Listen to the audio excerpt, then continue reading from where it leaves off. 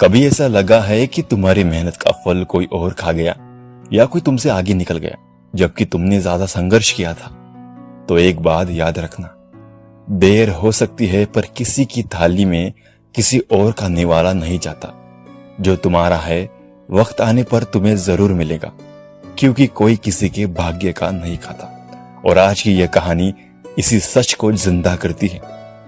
सुंदर उत्तर में बसा था एक समृद्ध राज्य कश्मीर।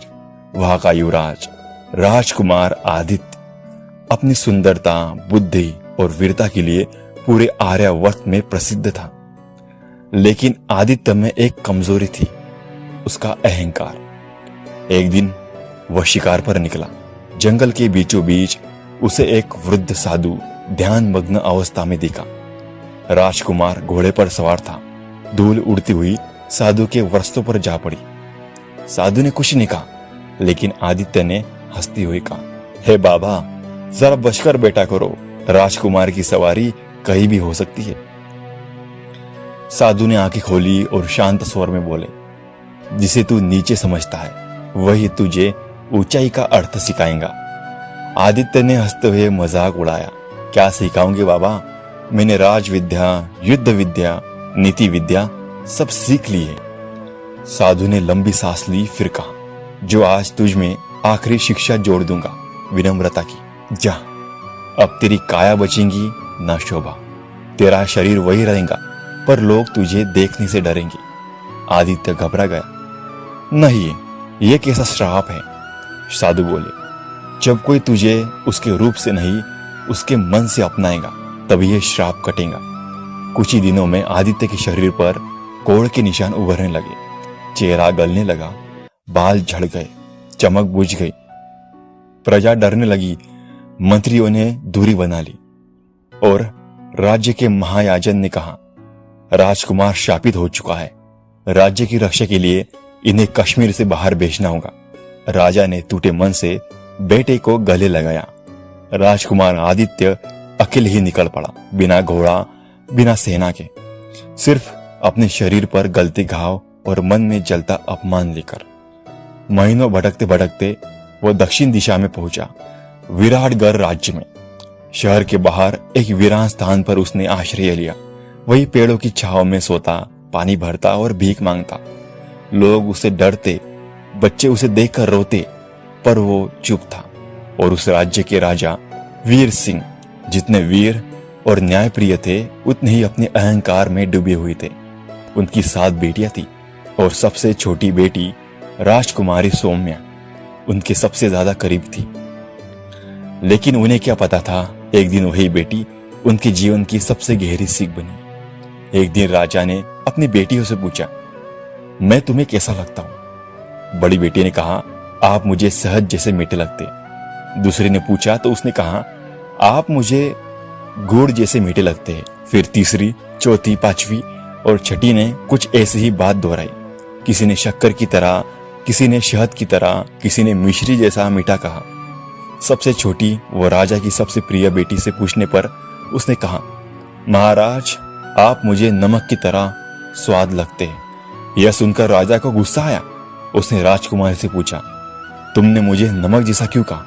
लड़की ने मासूमियत से जवाब दिया, पिताजी, मैंने जैसा महसूस किया वैसा ही तो कहा है। यह सुनकर राजा का गुस्सा आसमान पर चढ़ गया। यह तो हम सभी जानते हैं कि गुस्से में आम आदमी भी होश हवास खो बैठता है। उसने लड़की से कहा, नालायक, मैं तुझे इसकी सजा दूंगा। लड़की बोली, मेरे भाग्य में जो लिखा है वह होकर रहेगा। वैसे राज ज्योतिष ने मेरे भाग्य में रानी बनने की बात कही है। राजा ने गुस्से में सेवकों को आदेश दिया कि नगर से किसी भी कोढ़ी आदमी को उठा लाओ और इस छोटी लड़की की शादी उससे कर दो। राजा की बात सुनकर सब लोग चिंता में डूब गए। रानी ने हाथ पांव जोड़े। मंत्रियों ने राजा को समझाया, लेकिन राजा ने उसकी एक न सुनी। राज्य में काफी ढूंढने के बाद सेवक ने एक बूढ़े कोढ़ी को उठाकर राज दरबार में ले आया। राजा ने छोटी बेटी का विवाह रस्मों रिवाजों से कोढ़ी के साथ कर दिया।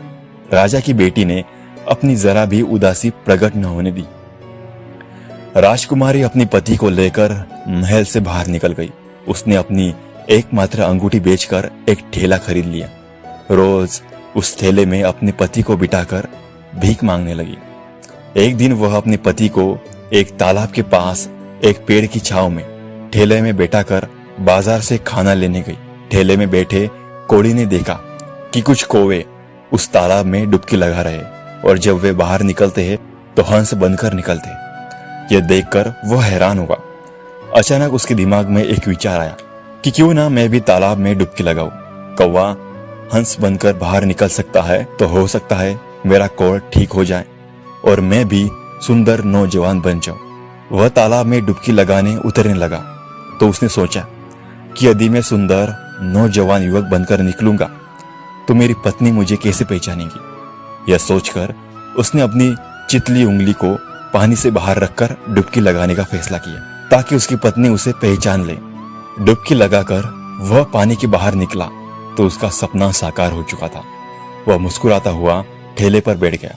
जब राजकुमारी वापस आई तो उसने देखा कि उसके पति की जगह एक सुंदर नौजवान ठेले पर बैठा हुआ मुस्कुरा रहा है।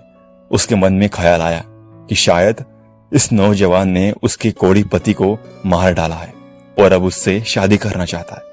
यह सोचते ही उसकी आंखें गुस्से से लाल हो गई।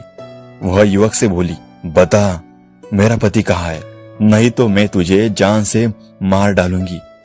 युवक ने हंसकर कहा, पगली मैं ही तेरा पति हूं। परंतु वह न मानी और रोते हुए बोली, तुम मुझसे झूठ कह रहे हो। मैं पतिव्रता स्त्री हूं। मेरा पति ही मेरा परमेश्वर है। मैं तुम्हारी चाल में नहीं आऊंगी। तुम्हें मारकर खुद भी मर जाऊंगी। यह कहते हुए उसने अपनी कटार निकाल ली। नौजवान युवक अपनी पत्नी के सच्चे प्रेम की मन ही मन सराहना करने लगा। उसने अपना हाथ जो अब तक पीछे छुपा रखा था सामने कर दिया और अपनी वह उंगली दिखाई जिसमें कोढ़ का निशान अभी भी बाकी था। राजकुमारी ने अपने पति को पहचान लिया। युवक ने बताया कि वह कश्मीर का राजकुमार है। एक बार उसने भूल कर एक साधु का अपमान कर दिया था। उसकी जरा सी भूल के कारण साधु क्रोधित हो उठा था और उसने मुझे कोढ़ी होने का श्राप दिया था। कोढ़ी हो जाने के बाद वह खुद ही अपने पिता के राज्य से दूर विराटगढ़ में आ गया था। इस चमत्कार को देखकर राजकुमार की खुशी का ठिकाना न रहा। राजकुमार अपनी पत्नी के साथ अपने राज्य में लौटा। उसके पिता उसे देखकर खुश हो गए। उन्होंने उसी दिन उसे राजगद्दी सौंप दी। तो दोस्तों, कोई किसी के भाग्य का नहीं खाता, ना किसी की किस्मत छीनती है, ना किसी की मेहनत बेकार जाती है। जिसे तुम हार समझते हो वही दरअसल जीत की पहली सीढ़ी होती है। याद रखो, जो तुम्हारे लिए लिखा गया है वो पूरा ब्रह्मांड भी मिलकर किसी और की झोली में नहीं डाल सकता। तो जब अगली बार तुम्हारा विश्वास डगमगाए, ये कहानी याद रखना और खुद से सिर्फ एक बात कहना, मेरा भाग्य मेरा है, कोई दूसरा उसे खा नहीं सकता। तो दोस्तों, आई होप ये कहानी आपको जरूर पसंद आई होंगी। अगर ये कहानी अच्छी लगी तो वीडियो को एक लाइक जरूर कर देना और ऐसी और कहानियां सुनने के लिए हमारे इस चैनल को सब्सक्राइब जरूर कर देना। तो दोस्तों, आज की वीडियो में बस इतना ही। मिलते हैं नए वीडियो में एक और नई कहानी के साथ। धन्यवाद।